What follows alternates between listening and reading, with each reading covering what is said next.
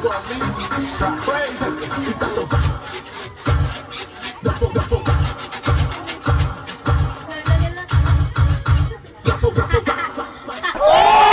nakita nyo naman siguro yung pagsayaw ko na yun. Dati kasi akong talagang sumasayaw. Sa mga hindi nakakalam, ay sumali na nga pala kami sa Showtime. At huminto na nga pala kami noong 2019. Kaya talagang maraming salamat nga pala sa mga sumusuporta sa akin.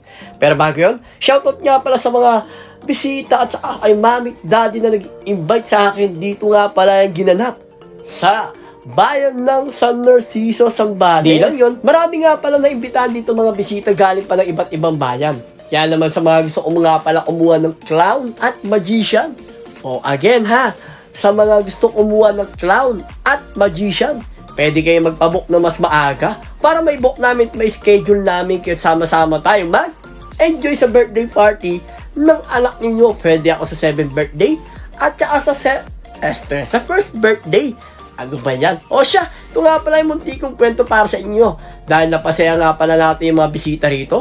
Galing pala iba't ibang lugar tsaka sa bayan ng San Narciso, Zambales. Siyempre, hindi natin makakalimutan yung pagpapalaro natin sa kanila. Ito nga pala yung mga ninang. Hindi ko na nga tinawag yung mga ninong paano kasi hindi rin sila ganun karami.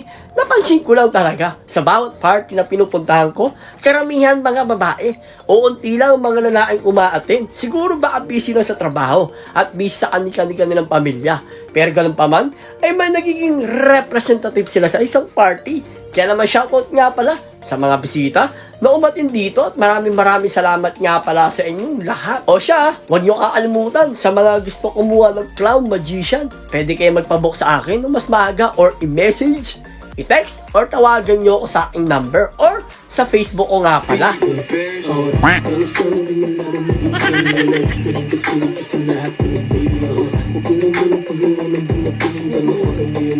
Aray ko, nag-commercial na naman ako. At shoutout nga pala kay Daddy. Isa nga pala si Daddy na kulay pink dito tsaka kay kanyang tatay. Ang galing talaga na magbudots. Para silang nasa iba talagang planeta. What? O siya, maraming salamat sa inyo lahat. Again, ako nga pala si Potpot or dating Potpot TV. Salamat nga pala sa nag-impita sa akin dito ha.